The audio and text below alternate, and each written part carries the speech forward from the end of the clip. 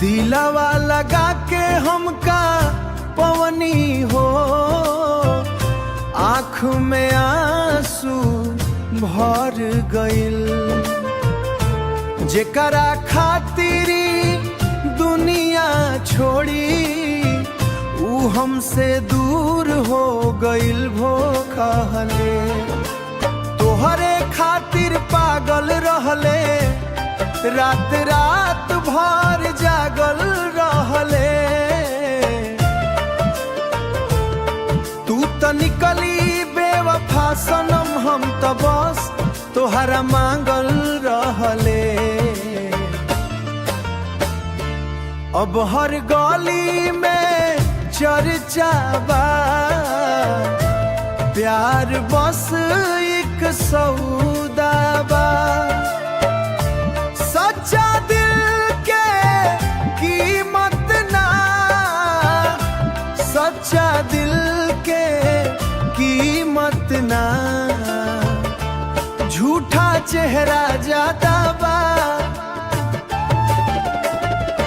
मोहब्बत अब बेचत बाजार, दिल टूटेला हर प्यार में।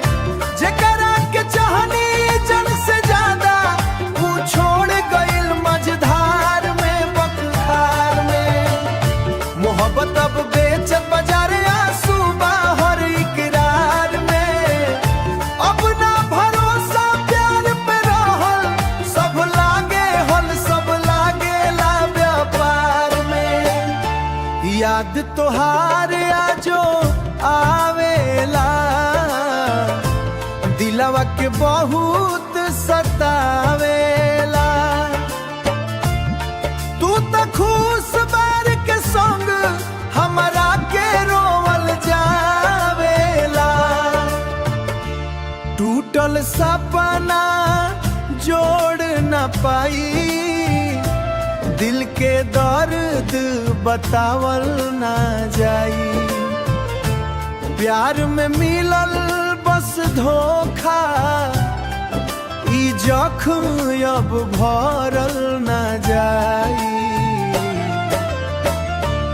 अब ना करी केहू से प्यार, दिल डराला हर बार हो। काहे कि आजकल सच्ची मोहब्बत बिकेला खुला बाजार हो।